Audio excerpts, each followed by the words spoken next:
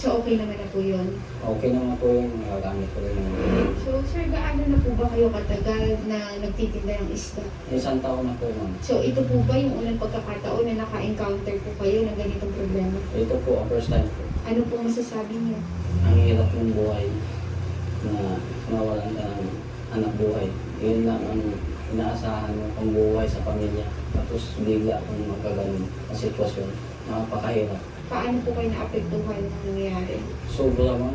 Stress. Hindi ako makakatulog, ma'am. Ilang araw akong nag-iisip wala ako sa sarili ko dahil ano na ibubuhay ko sa mga anak. Nag-aaral yung mga anak. So, ngayon po, nasabi niyo po na lumutang na yung mga nirereklamo niyo at nagkaroon kayo ng pag-uusap ng nakaraan sa Traffic Bureau. At nakatakdang araw po ngayon na kayo ay magbabayaran na. Tama po? Okay. Okay. So, ano po ba yung gusto niyong mangyari dito po sa problema niyo? Mabayaran niya yun. Diniman ko sa kanya. Sana hindi naman niya ako kaalasin. Pabalikan niya ako. Mamaya kapatira niya ako dahil pulis ko siya. Kailangan ako na seguridad sa buhay ko na paggawa ako ng kasulatan na pipirmahan ko niya. Hindi niya ako kailangan. Magkano po ba yung dinemand niyo dito sa nirereklamo niyo? 51,000 po. Paano po kayo nag-come up doon sa 51,000? Yung sinutal ko po kung saan kinikita ko lang po. Araw-araw. Hindi din ng ilang araw ako lang tinta. Ganito po sir, gaya nga po ng pinangako po ng aming programa, tutulungan po namin kayo para po kayo ay mabayaran po nitong nagpanggap po na pulis at kung sino man po yung inyong nirereklamo at pupunta po tayo ng Traffic Bureau para masettle na po natin itong problema niyo. Okay po? At ano na lang po yung inyong mensahe dito po sa inyong mga nirereklamo? Ay, may mensahe ko lang po sa akin na reklamo. Sana naman huwag mo na ulitin yun sir yung pinagagawa mo sa akin. Dahil po, ayan, ay napaka-pangit na ano po yung ginawa mo sa akin. Nang pupis ka ng lisensya, nunguha pa ng isda. Napakaliit lang po ang problema ko sa'yo, kasalanan ko sa'yo. Tapos yun ang kapalit na kinuha mo sa akin. Anak buhay ng pamilya, pinatay mo yung pamilya ko. Binuto mo yung mga pamilya ko.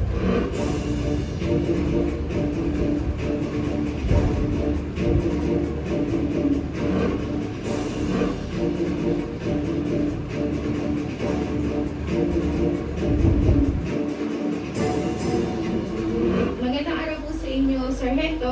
Ngayon po ba, ano po ba yung mangyayari po dito sa paghaharap po ni Sir Gani at yung kanyang nirereklamo po na empleyado po ng URC? May 23 po, nag-usap po si Sir Gani at saka po yung si Mr. Gio na makikita po sila ngayong araw para po ibigay po yung napagkasunduan nila noong May 23 po. Ba yung kanilang napagkasunduan last time? Nag-demand po si Sir Gani sa kay Sir Gio ng 17 days na nawala sa kanya sa pang-araw-araw. Tapos po, yung sa isda po at saka po gilas siya sa driver license. So, umabot po siya ng 51,000 at sumang-ayon naman po yung si Mr. Gio na ibigay po yung 51,000 kay Sir Gani. At si Sir Gani naman, sumang-ayon din. Sir Gio, ngayon po ay nakaharap doon na po ulit si Sir Gani. Ano po yung masasabi niyo doon sa nangyaring incident? Ayun po, sinutusan lang po ako dito para bayaran yung mga kasunduan namin ng last time. Ikaw ba, Sir Gani, okay po sa inyo yung naging kasunduan niyo dito sa harap ni Sergeant Lorenzo? Okay na po ako, ma'am. Basta po, ang ano ko lang po, wala lang siyang gagawin masama sa akin. Kung ano man karapat dapat po, dapat pumirma siya, may kasunduan siya po sa akin. Hindi wala siyang gagawin masama sa akin. Kabalang araw, mamaya, babalikan niya ako. Kasi magkanin siya ng masama sa akin. Seguridad lang po ang aking hinahanap. So, sir, pwede po ba namin maitanong kung bakit po ba natin nagawa yung ganoong bagay? Ma'am, wala po kasi yung may representative natin lang ako. Bali, inutusan na ako ng boss ko. Na yun na, bayaran na payment na kasunduan namin. Yun lang po. So, sa part po natin ng Traffic Bureau, paano po ba natin ito mareresolve yung kaso nila, Sir Gani? Dahil po yung complainant po, ma'am, mag-withdraw po sa kanyang complaints laban po sa driver. Siguro po bigyan po natin ng forward si LTO kung ano po ang sanction na admin case kay LTO para po dun sa order register po ng sasakyan ng Mitsubishi. Sa criminal kasi naman po kasi pinatras na po ni complainant po. So sa admin case po, i-forward pa natin kay LTO na nangyari incident sa ganito. Ano po ba yung pwedeng possibility po na pwedeng mangyari doon po sa admin case? Sa ganyan po pagkakataon po, si LTO na po ang makakasagot niya kung ano po ang kanilang mga procedure sa mga admin case po, sa mga It's Super Delights. Find love with Super Delights Brownie Bites. ganito pangyayari po. 1, 2, 3, 4, 5, 50, 51. 1, 2, 3, 4, 5, 50, 51. Sakto po na sir. Sakto po.